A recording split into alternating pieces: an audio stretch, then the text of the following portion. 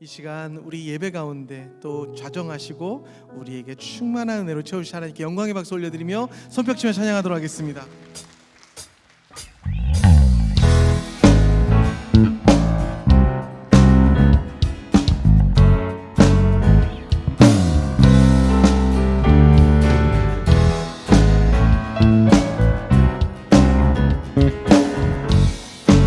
우리 함께 찬양합니다. 주와 같이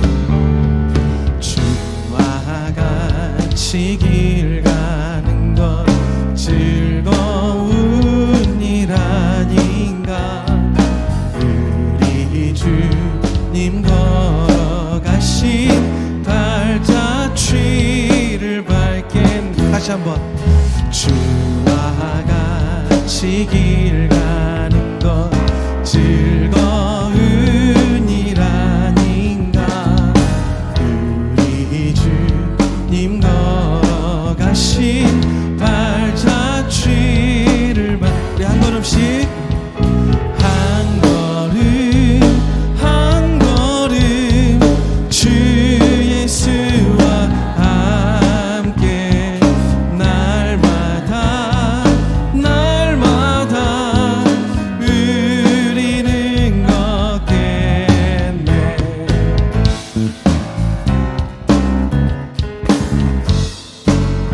어린아이와 같은 우리,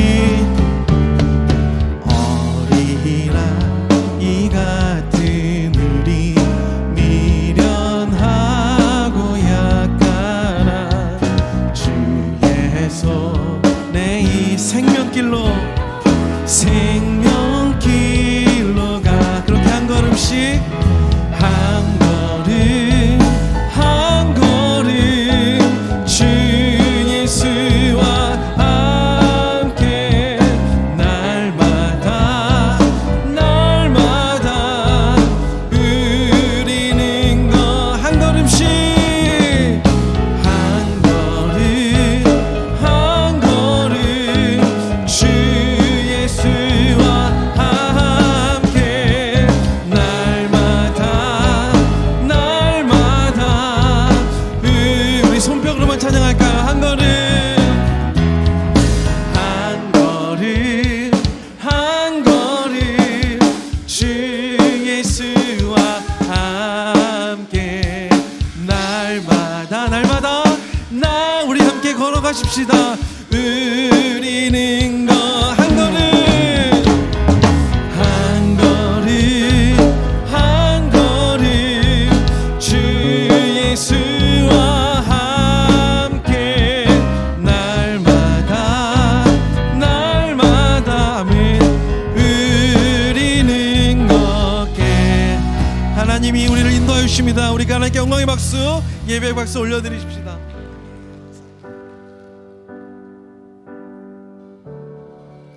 가장 복된 자의 삶은 예수님이 없으면 하루도 살 수 없습니다 라는 고백을 드리는 자가 아닌가 싶습니다. 우리 이 고백을 드리십시다. 은혜 아니면 살아갈 수가 없네. 호흡마저도 다 주의 것이니 세상 평안과 위로 내게 없어도 예수 오직 예수뿐이네. 다시 한번. 은혜 아니면 은혜 아니면 살아갈 수가 없네. 호흡마저도 다 주의 것이니 세상 평안과 위로 내게 없어도 내게는 오직 예수뿐이네. 크신 계획 다 볼 수도 없고 작은 고난에 지쳐도 주께 묶여있기만 하면 주께 묶인 나의 모든 삶 버티고 견디게 하소서. 하시네. 은혜 아니면 살아갈 수가 없네. 나의 모든 것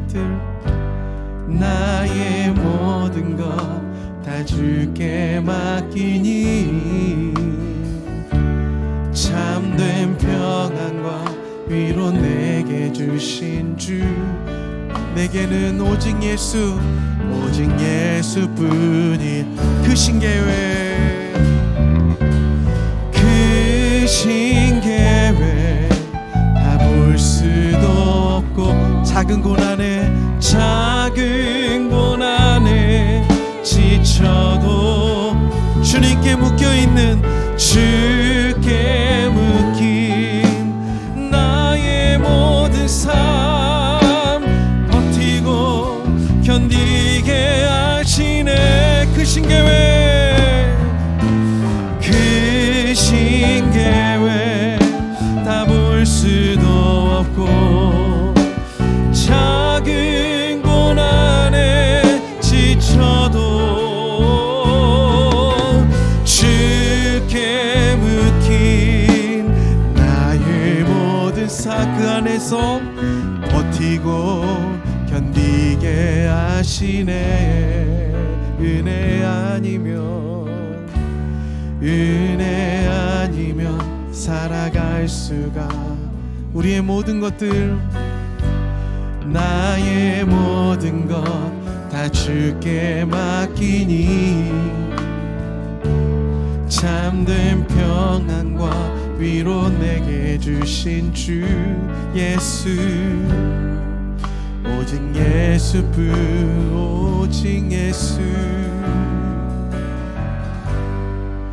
오직 예수뿐이네.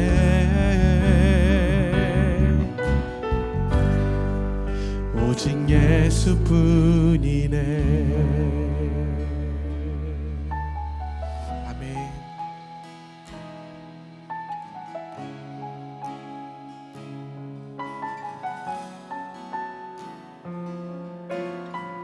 우리 함께 찬양할까요? 이 세상을 살아가는 동안에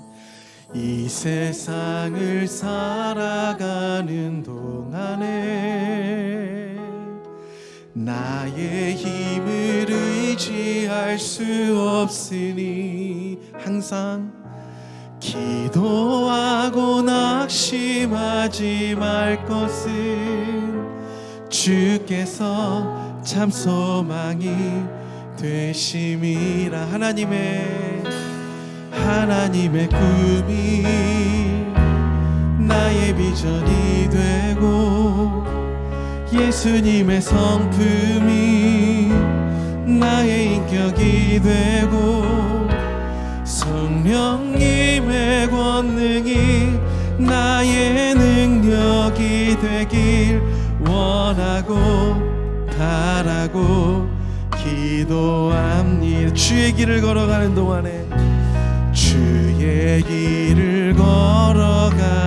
동안에 세상의 것 의지할 수 없어. 감사하고 낙심하지 말 것. 감사하고 낙심하지 말 것은 주께서 참 기쁨이. 하나님의 꿈이 나의 꿈이 되길 원합니다. 하나님의 꿈이 나의 비전이 되고 예수님의 성품이 나의 인격이 되고 성령님의 권능이 나의 능력이 되길 원하고 바라고 기도. 하나님의 꿈이 나의 비전이 되고 예수님의 성품이 나의 인격이 되고 성령님의 권능이 나의 능력이 되길 원하고 바라고 기도합니다. 우리 함께 시작 기도할까요? 하나님, 이 세상을 살아가는 것이 나의 힘으로 되는 것이 아니어서 오늘도 오직 예수 그분께 묶여있기 위하여 이 자리에 나왔습니다. 하나님, 내 힘으로 잘 사는 것보다 나의 약함을 자랑하고 은혜 안에, 예배 안에, 말씀 안에 묶여가는 인생이 참으로 복된 인생인 줄 알고 오늘 이 시간 하나님 말씀이 들리게 하시고 은혜에 잠기게 하여 주시고 나의 모든 회개할 것들이 은혜의 강물로 뽑혀나가는, 죄의 뿌리가 뽑혀나가는 예배, 치유가 되는 예배, 새로운 은혜가 있는 예배로 저를 인도하여 달라고 함께 우리 주여 한번 부르며 간절히 기도하며 나가겠습니다. 기도합니다. 주여, 하나님 감사합니다. 오늘도 하나님 앞에 나와 우리가 간절히 예배하며 주님을 찬양합니다. 하나님, 우리의 마음과 생각이 하나님 앞에 다시 한번 사로잡혀져서 우리의 모든 말과 입술의 묵상이 주께 연락되어지며 하나님의 은혜가 우리 가운데 임하는 시간으로 나가기 원합니다. 하나님 아버지, 우리가 진정으로 나의 힘으로 이 땅을 살아갈 수가 없사오니 오늘도 은혜 안에 묶이게 하시고 예수 안에 묶이게 하시고 말씀 안에 묶이게 하시고 하나님 은혜의 강물이 우리의 그 가슴에 흐뭇을 흐르게 하셔서 모든 죄악의 쓴뿌리들이 뽑혀나가게 하시고 회개의 강물, 은혜의 강물, 씻김의 강물이 우리 가운데 허락하여 주실 기도합니다. 하나님, 우리 가운데 말씀하여 주시니 감사를 드립니다. 하나님 감사합니다. 저는 어렸을 때부터 교회를 다녔잖아요. 우리 어머니가 뱃속에서부터 제가 교회를 다녔으니까요. 그래서 제가 늘 하는 말처럼 저는 아리랑보다 찬송가가 제 정서에 더 맞습니다. 여러분이 민요를 부르거나 아리랑을 부르면 그 정서가 있잖아요. 조국을 생각하고. 근데 저는 찬송가를 부르면 그런 생각이 나요. 그게 이제 모태신앙자들이 가지고 있는 하나의 뭐 장점이랄까.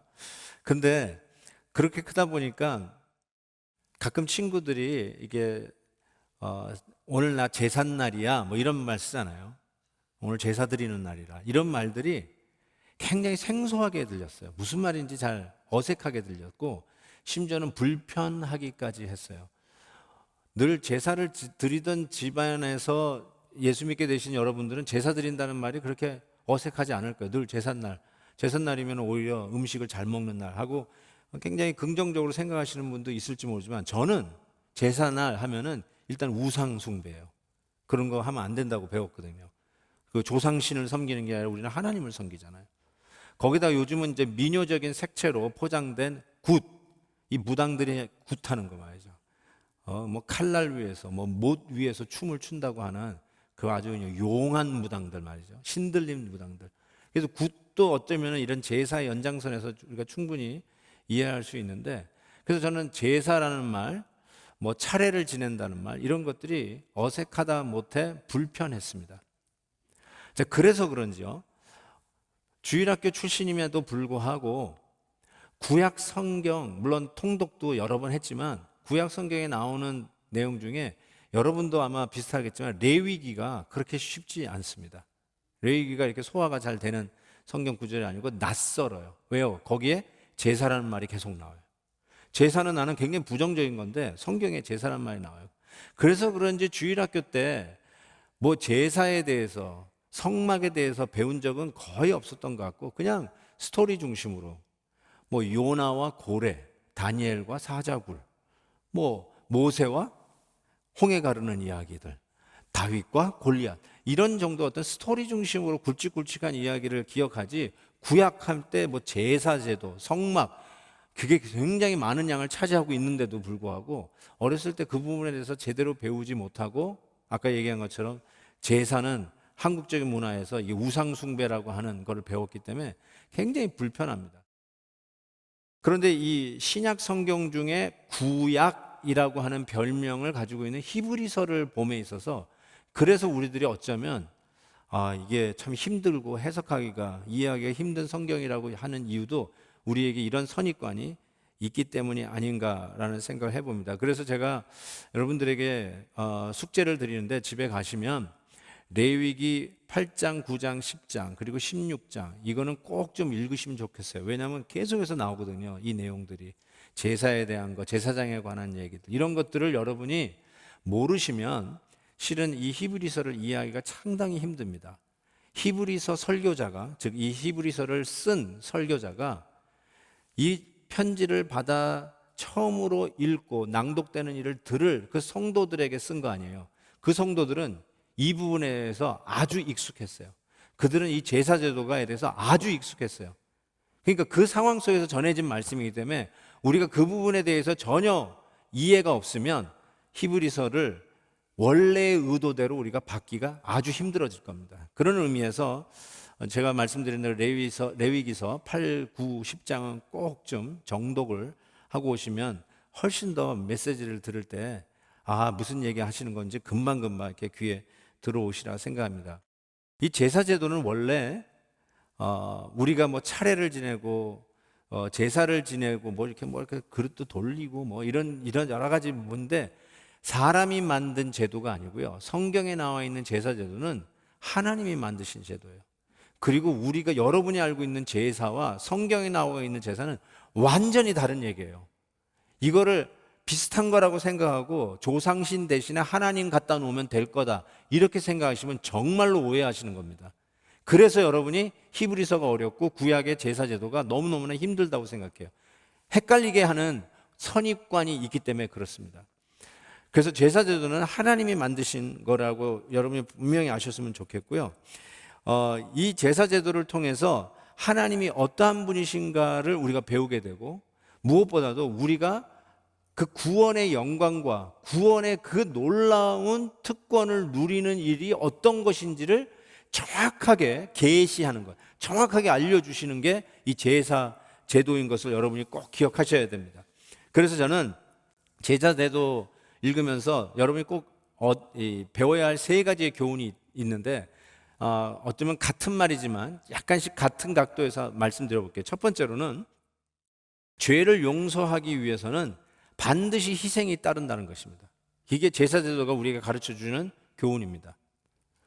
죄 용서하면 없던 일로 해주마. 그래 오늘 눈 감아 줄게. 이런 식으로 용서를 해서 그냥 눈 감아 주는 거 없던 일로 해주는 거로 죄 용서를 생각하시는데요. 제사 제도에서 가르쳐 주시는 거는 반드시 희생이 있어요. 없던 일로 해주는 게 죄 용서가 아니에요. 모르는 척 해줄게가 용서가 아니에요. 반드시 죄 용서에는 희생이 따른다. 이거를 제사제도에서 가르쳐 주고 있어요. 조금 더 확대를 하면 죄에 대한 형벌은 반드시 죽음으로 갚아야 돼요. 그게 제사제도 우리에게 가르쳐 주는 거예요. 곤장 한 대로 갚아지는 게 아니에요.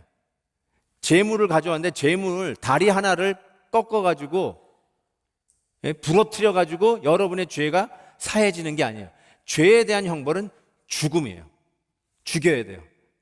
그래서 전부 다 슬러를 다 목을 따는 거죠. 그 다음에 세 번째는 재물의 피 흘림이 없이는 죄 씻음은 없다는 것을 가르쳐 줍니다.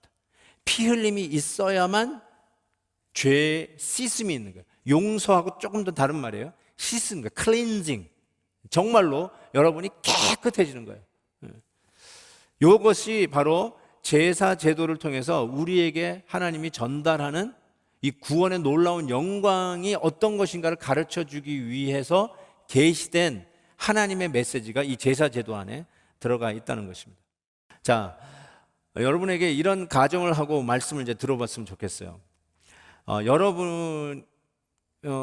예를 들어서 여러분의 자녀가 갑자기 여러분에게 찾아와 가지고 아빠, 엄마, 나 대학 졸업하고 신학교 갈래. 너무 놀라지 마세요. 또 신학교 갈래 라고 하면 여러분이 뭐라고 얘기하시겠어요? 갑자기 얘가 교회 수양회에 갔다 왔어요. 근데 얘가 갔다 오더니 아빠 나 목사 할래 앞으로. 그럼 여러분 뭐라고 얘기해 주시겠어요?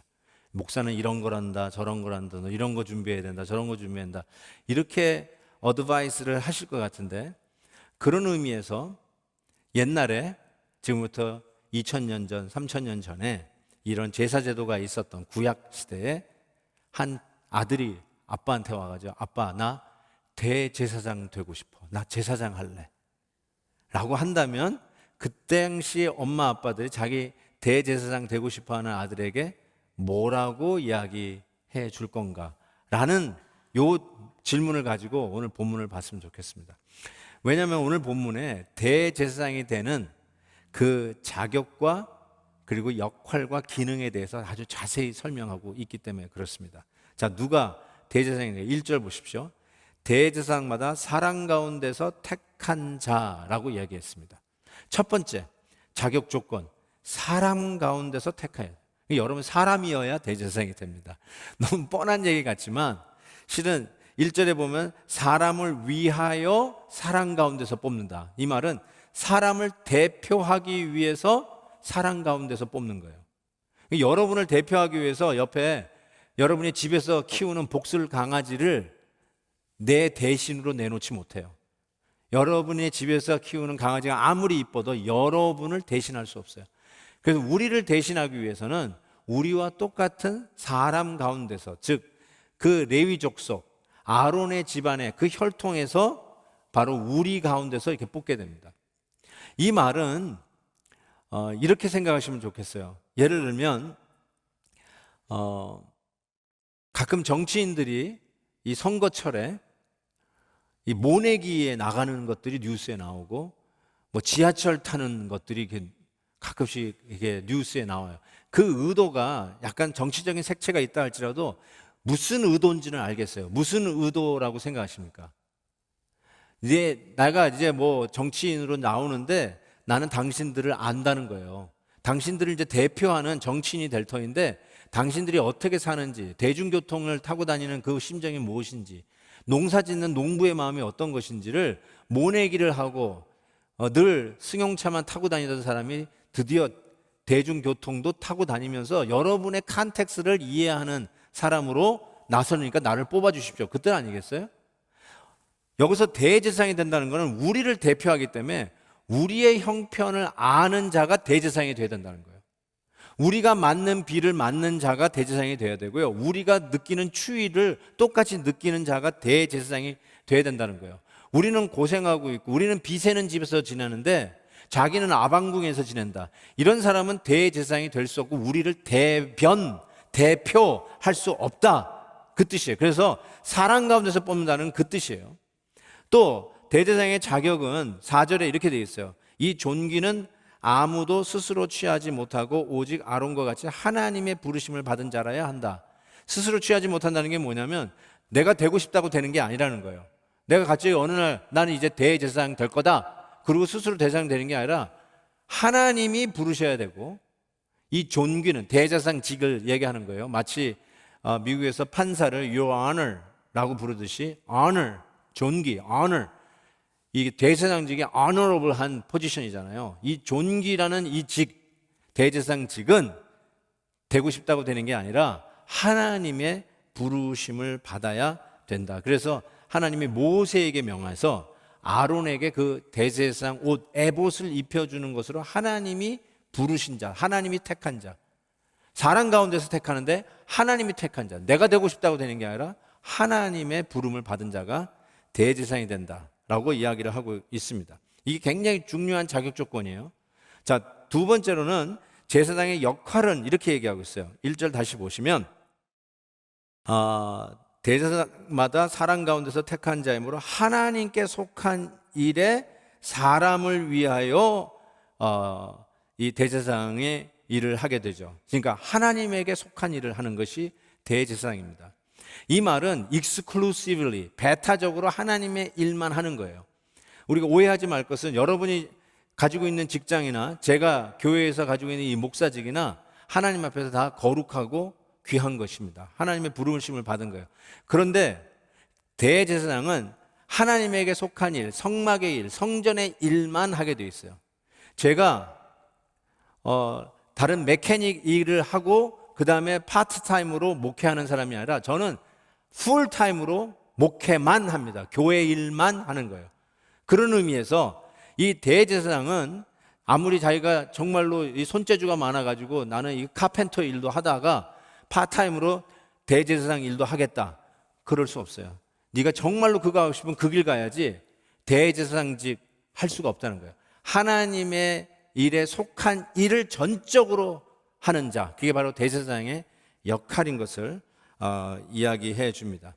그 다음에 대제사장들이 그러면 되고 나서 무슨 기능을, 어떤 일을 구체적으로 하는가, 오늘 말씀에 또 역시 1절에 나와 있는 말씀이지만 이렇게 얘기했어요. 예물과 속죄하는 제사를 드리는 자가 바로 대제사장입니다. 실질적으로 이 제사를 드리는 거죠. 제사 행위를 하는 자라고 하는데, 오늘 3절 말씀에 보면 백성을 위하여 속죄제를 드린 것 같이 또한 자신을 위하여도 이 속죄제를 드려야 됩니다. 이 말이 뭐냐면 백성들이 하나님 앞에 나오는 일을 돕는 게 대제사장이거든요. 그 일을 위해서 자기 자신도 죄인이기 때문에 자기 자신을 위해서도 속죄제를 드려야 돼요. 그러니까 대제사장은요, 우리식으로 얘기하면 이런 계급주의로 저 높은 꼭대기에 있는 사람이라기보다는 오히려 수평적인 차원에서 우리 앞에 있는 사람이에요. 앞쪽에. 왜 앞에 있느냐? 우리를 하나님 앞으로 인도해 가는 중보자의 역할을 하는 게 대제사장이에요. 우리가 하나님 앞에 함부로 못 가거든요. 죄인이니까. 그래서 속죄제를 드림으로 인해서 하나님 앞에 나아가는 중보의 역할을 하도록 하는 게 바로 이 대제사장의 기능이라고 얘기할 수 있어요. 또 한 가지의 기능은 2절에 이렇게 나와 있죠. 그가 무식하고 미혹된 자를 능히 용납할 수 있는 자. 무식하고 미혹된 자를 능히 용납할 수 있는 자. 바로 이런 자가 대사장이어야 되는데, 이게 무슨 뜻이냐면요, 여기서 용납이라는 말이 아주 중요한 말입니다. 용납. 우리는 그냥 용납하면 그냥 받아준다 뭐 이런 식으로 얘기할 수 있는데, 용납이라는 이 헬라어 단어, 이 메트리오 페사이온이라고 하는 이 단어는 어떤 단어냐면 좌로나 우로나 치우치지 아니하고 아주 균형을 이룬 중간 상태를 이야기합니다. 극으로 치닫지 아니하고 정확하게 균형 있는, 하모니 있는 상태를 용납이라고 얘기합니다. 아니, 대제사장이 뭘 하냐면은 용납을 하는데 왜 이런 균형 감각이 있어야 될까? 한편으로는 사랑이 너무 넘쳐가지고 이 감당이 안 되는, 그걸 뭐라고 하죠? 정이 막 흘러 넘쳐가지고 이래도 좋고 저래도 좋고 하는 그런 원리 원칙이 없는 자가 돼서도 안 되고, 그리고 너무나도 룰을 지켜야 된다고 너무나도 엄격하게 해가지고 바늘로 찔러서 피 한 방울 안 나올 것 같은 차디찬 그런 인간이 아니라 이걸 정확하게 균형을 감각을 맞춘 사람. 마치 부모가 자녀들을 대할 때에 균형 감각이 필요하잖아요. 애가 아무리 귀엽다고 해도 애가 막 지멋대로 하고 칼 가지고 놀고 송곳 바늘 가지고 막 놀면서 자기 동생 찌르고 막 이럴 때, 야, 정말 내가 쟤네들 억제하면 안 되지, 마음껏 해라. 이러면 이거 안 되잖아요. 그거 말려야 되잖아요. 그런 건 말려야 되고, 동시에 성적이 B 플러스 나왔다고 너 이것 뿐이 못해 해가지고 그냥 귀싸대기를 올려붙자든지 혁대를 빼가지고 쥐에 팬다든지, 이건 또 말이 안 되잖아요. 이거는 방종과 폭력이라고 할 수 있는데, 그거를 정확하게 균형을 잡은 자가 부모가에게 꼭 필요하잖아요. 그게 바로 자녀들에 대한 용납, 이게 부모의 놀라운 절제력에서 나오는 거거든요. 이 용납을 할 줄 알아야 되는데, 대제사장이 바로 이 용납을 할 줄 아는 자여야 된다. 특별히 누구를 용납해야 되는 면에서 이야기를 하냐면 이 무식하고 미혹된 자를 용납해야 돼요. 공부 못했다고 무시하거나 생활이 좀 어렵다고 그 사람의 일들을 봐주지 않거나, 이건 말이 안 되는 거예요. 이거는 대제사장직으로 이야기할 수 없고, 오히려 그들을 용납, 정말 넉넉히 능히 이해하고 따뜻하게 받아줄 수 있는 자, 이 일을 대제사장직들이 하는 건데, 이 이야기를 하면서 바로 예수님으로 이야기가 넘겨요. 왜냐하면 그 당시 이 히브리서를 받아드는 성도들은 너무너무나 이 대제사장직에 대해서 잘 아는 거예요. 지금도 예루살렘에서는 성전에서 이 제사가 드려지고 있는 거예요. 70년까지는 성전이 있었잖아요. AD 70년까지는. 그 당시 성도들 가장 핍박받을 때 성전은 있었거든요.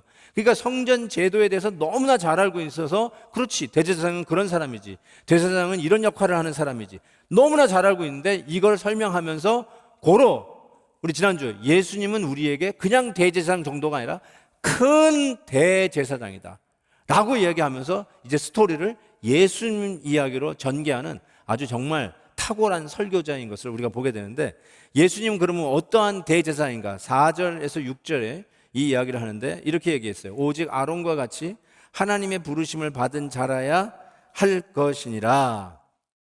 하나님의 부르심을 받아야 되는데 이와 같이 그리스도께서 대제사장 되심도 스스로 영광을 취하심이 아니요. 이 말은 내가 되고 싶어서 된 게 아니라는 거예요. 대제사장도 자기가 되고 싶어 되는 게 아니듯이 부름을 받아야 되는데 우리 예수님이 그랬다는 거예요. 예수님이 스스로 되고 싶어서 된 게 아니라 바로 하나님께서 부르셨다. 이 이야기를 4절에서 하면서 예수님이 바로 어떻게 대제사장을 부르시는지를 성경을 이용하는데 5절에서 시편 2편을 이용해서 이렇게 합니다. 오직 말씀하시니가 그에게 이르시되 너는 내 아들이니 내가 오늘 너를 낳았다. 이게 대제사장이 되었다, 부름을 받았다라고 하는 사인으로 이 히브리서 설교자는 시편 2편을 인용하고 있고요. 또 6절 보시면 또 이와 같이 다른 데서 말씀하시되 시편 110편이에요. 시편 110편에서 뭐라고 얘기했냐면 네가 영원히 멜기세덱의 반차를 따르는 제사장이라 하였다 하면서 멜기세덱 반차에 대한 이야기를 합니다. 그래서 이 히브리서에서는 옛날에는 제사장직 따로 왕직 따로예요. 그런데 예수 그리스도 안에서 드디어 이 왕되심과 제사장 되심이 하나로 묶였어요. 이걸 로열 프리스트후드라고 합니다. 구약에서는 이게 따로따로 놀았는데 예수님 안에서 이것이 하나가 되었어요.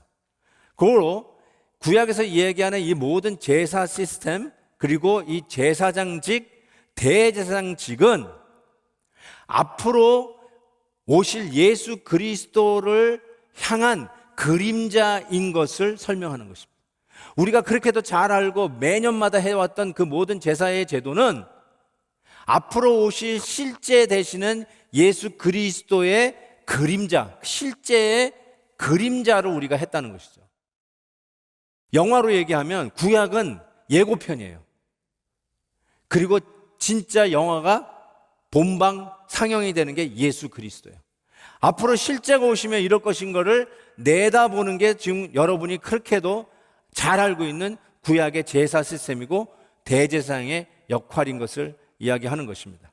자, 그러면 어떻게 아까 시편 2편에서 내가 오늘 너를 낳았도다 내 아들이다라고 하는 이 말이 왕이시며 제사장으로 연결되는지를 한번 좀 보기를 원합니다. 그래서 원래 이게 아들 되면 왕, 디바인 킹을 이야기하는데 우리가 이거 굉장히 중요한 말이에요. 지난 2000년 동안 바로 이것이 이단 논쟁의 가장 중요한 핫 포테이로예요. 가장 중요한 이슈 중에 하나예요. 왜 그러냐면 이단은 뭐예요? 예수님을 하나님으로 인정하지 않아요.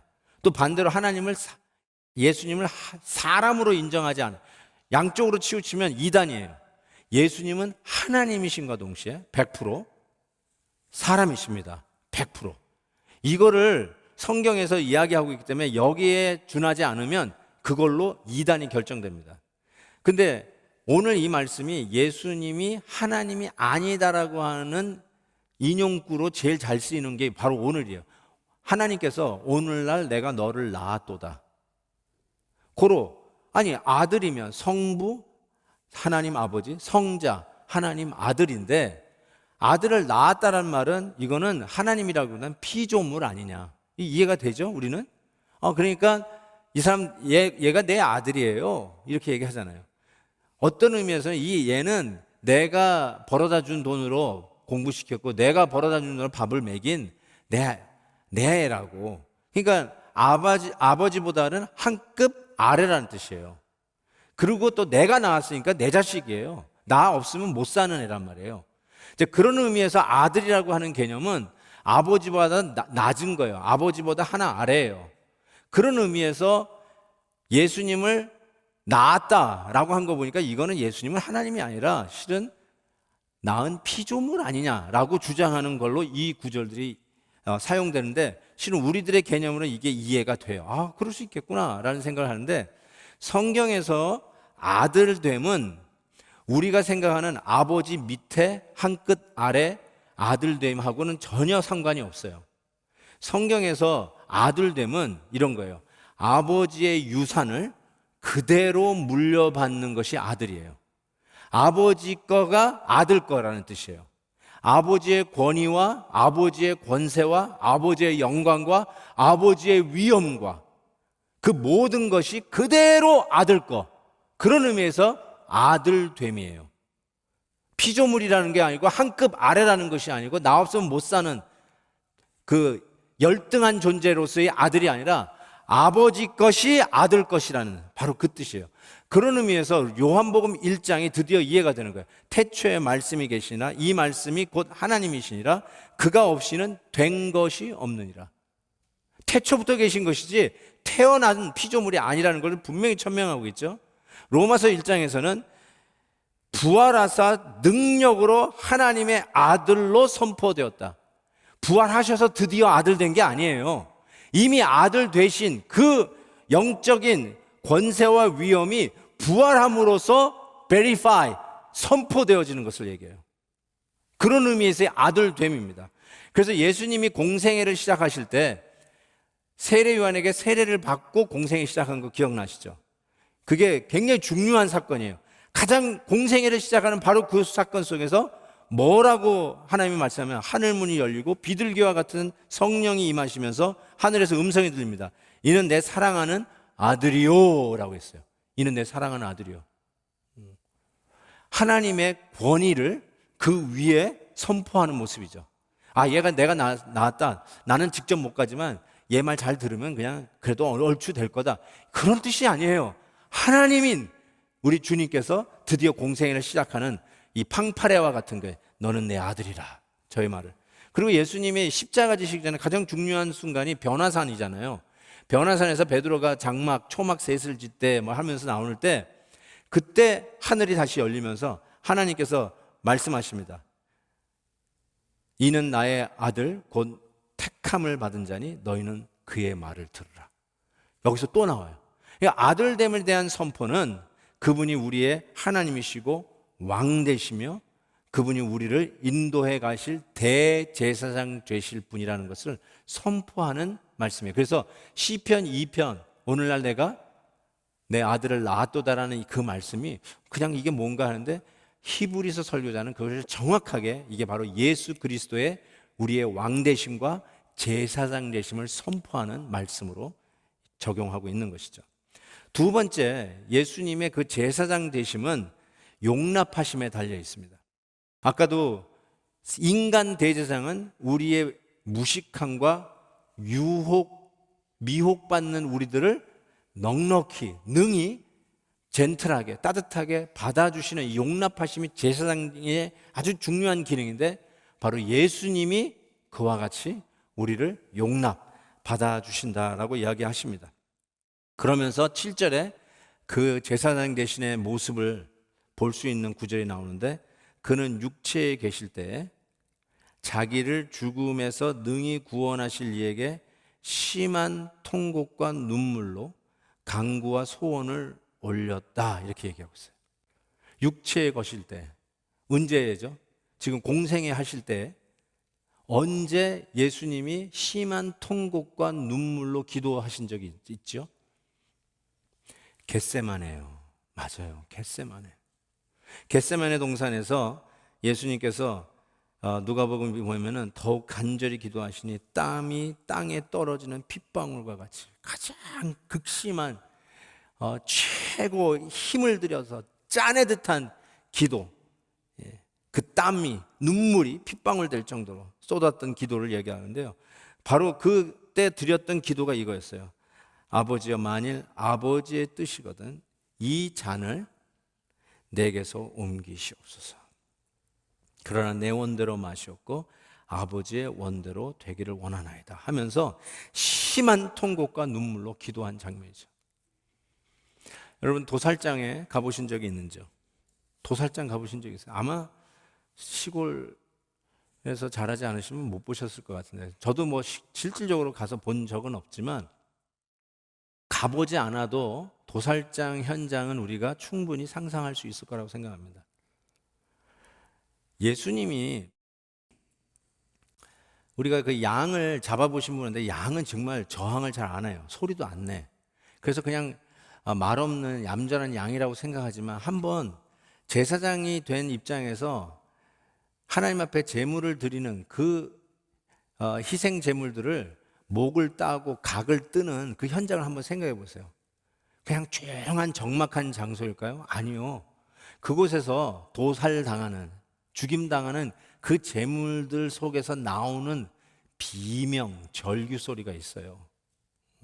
아무리 소리를 안 지어도 목이 따지면서, 돼지도 멱을 딸 때는 멱 따는 소리가 난다는데, 그러면서 그 피비린내 나는 소리와 피를 줄줄 뿜어내면서 발버둥 치는 그 재물을 한번 생각해 보세요.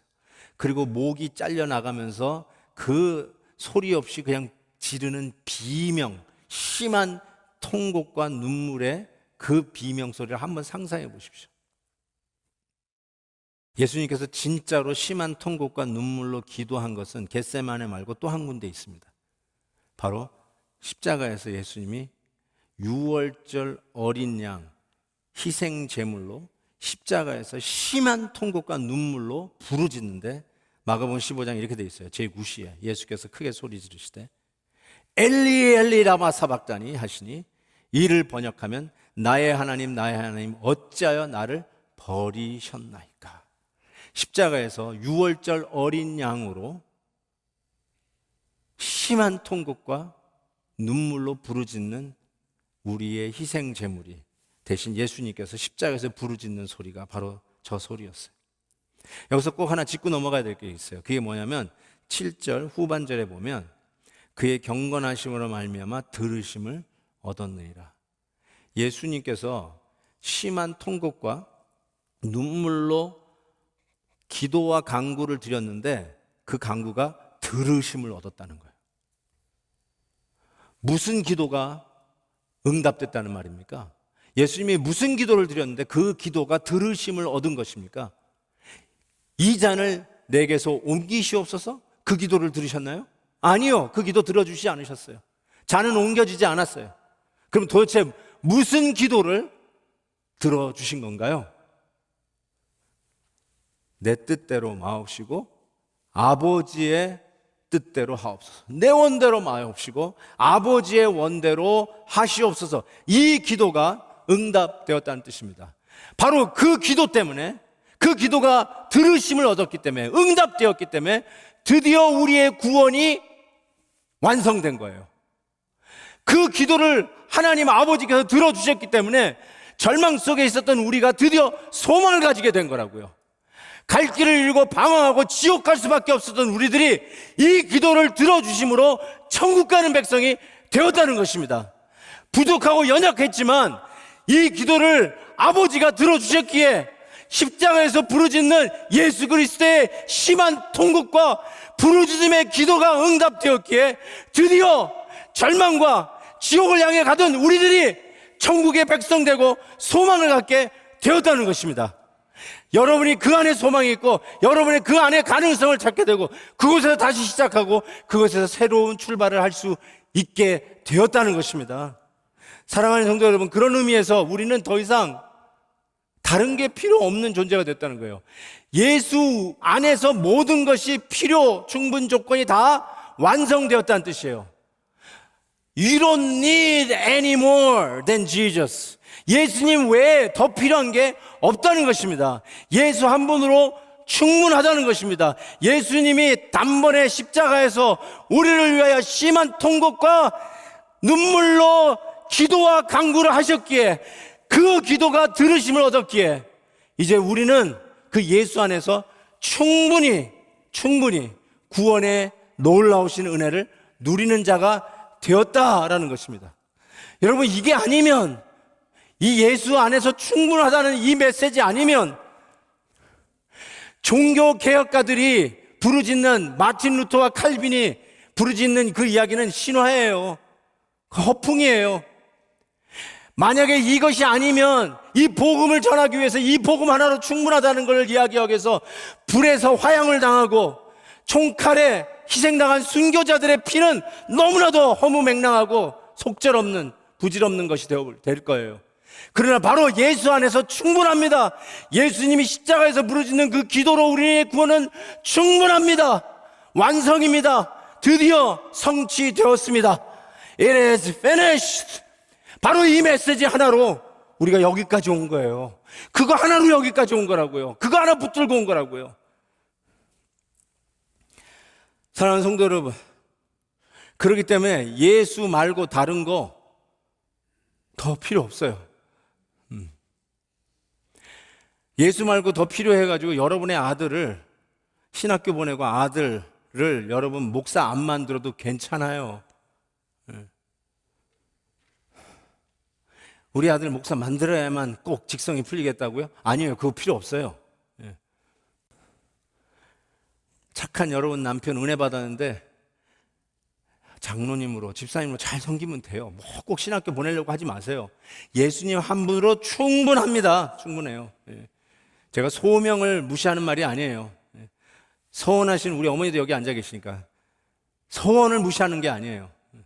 예수 한 분만으로 안 되니까 something else, 뭐 더 필요한가? 아 그래, 내가 목회를 뛰어들어야 돼요. 내가 선교사로 나가야겠다. 아 그런 거 필요 없습니다. 예수 플러스 something이 문제예요. 예수 플러스 거기에 첨가물이 항상 문제가 되고 그것이 복음을 혼탁하게 한 거예요. 제가 늘 칼럼에도 얘기했지만 이번 사태를 예의주시하는 이유가 이겁니다. 만약에 하나님께서 예배의 문을 닫으신 거라면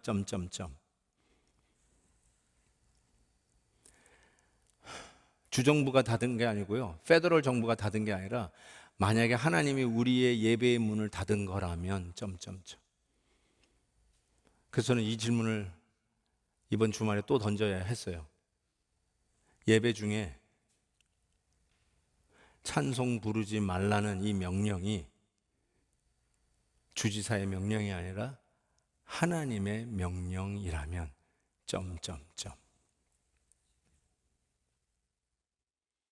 우리의 입술은 예수님 한 분으로 족하다고 얘기하는데 실질적으로 여러분이 예수 한 분으로 만족하지 않아요. 예수 플러스 썸띵을 항상 원해요. 여러분의 입술은 예수님 한 분으로 만족한다고 그러는데 실질적으로 여러분의 삶을 들어보니까 예수 하나 가지고는 족하지 않아요. 그래서 더 원해. 딴 걸 원해. 그래서 예수 한 분만으로 만족한다는 그 찬양을 부를 때 그 입술 다물라. 역겨워서 못 듣겠다. 너희들의 예배도 못 받겠고 이제 열어줬더니 예수 한 분만으로 만족하다고 그러면서 예수 말고 다른 거를 추구하고 있는 우리들의 입술의 고백을 보면서 그 입술의 고백 찬송도 못 받겠다. 그 입 다물라. 입 좀 다물어라. 그거 아니겠어요? 예수 한 분만으로 만족해야 되는데 뭘 이렇게 하나님 앞에 예배 드리면서 내가 누구보다는 나아야 되는데 내가 저 사람보다는 더 탁월해야 되는데 뭘 예배시에 와서 누구와 비교합니까? 예수님 한 분으로 만족한 거 아닙니까? 예수 안에서 모든 게 다 된 거 아닙니까? 아멘도 없는 거 봐요. 마스크 끼고 있잖아요. 마스크. 그래서 말도 못 하잖아요. 예수 하나 한 분 하나로 만족합니다. 딴 거 찾지 마세요. 예수님께서 이 잔을 내게서 옮기시옵소서 그랬어요. 여러분도 그 기도 있으실 거예요. 하나님 이 잔을 옮겨주세요. 이것만 없으면 내가 살 것 같습니다. 이 잔만 좀 치워주세요. 그러면 내가 열심히 주를 섬길 수 있을 것 같습니다. 하나님 이 잔만 좀 어떻게 좀 없애주세요. 내 눈앞에서 사라지게 해주세요. 그러면 내가 그냥 올인해서 하나님을 섬기겠습니다. 그런 기도도 있으시죠? 하나님 내 이 기도는 지금 몇 년째 드리는 기도입니까? 어찌 응답이 없으십니까? 이것만 해주시면 내가 다 하겠습니다 라고 하는 여러분이 이야기하는 그 잔, 옮겨달라고 하는 그 잔, 주님이 그 기도를 너무너무나 잘 아세요. 왜요? 주님이 그 기도 했거든요. 할 수만 있으시면 이 잔을 옮기시옵소서. 근데 주님 어떤 기도가 응답됐어요? 내 뜻대로 마옵시고 아버지의 뜻대로 하옵소서. 그리고 그 뜻이 이루어져서 저와 여러분의 구원이 이루어졌어요. 저는 이렇게 생각합니다. 예수 그리스도가 정말 그 한 분으로 내가 만족하다는 신앙 고백이 있다면 여러분이 원하는 대로 하나님이 혹 여러분의 잔을 옮기시지 않으셨다 할지라도 예수 안에서 우리가 생각하지 못했던 넓이와 깊이로 우리보다 훨씬 높은 지혜와 우리보다 훨씬 깊은 하나님의 경륜으로 여러분의 기도를 응답해 주실 것을 믿습니다. 이것이 바로 우리가 그리스도 안에서 가진 보람이라고 생각해요. 그게 우리가 그리스도 안에서 오늘도 선포하고 자랑해야 할 메시지라고 생각합니다. 한번 이 찬양 한번 불러보겠습니다. 나 무엇과도 주님을 바꾸지 않으리. 한번 1절 부르고 한번 잠깐 기도하는 시간 갖겠습니다.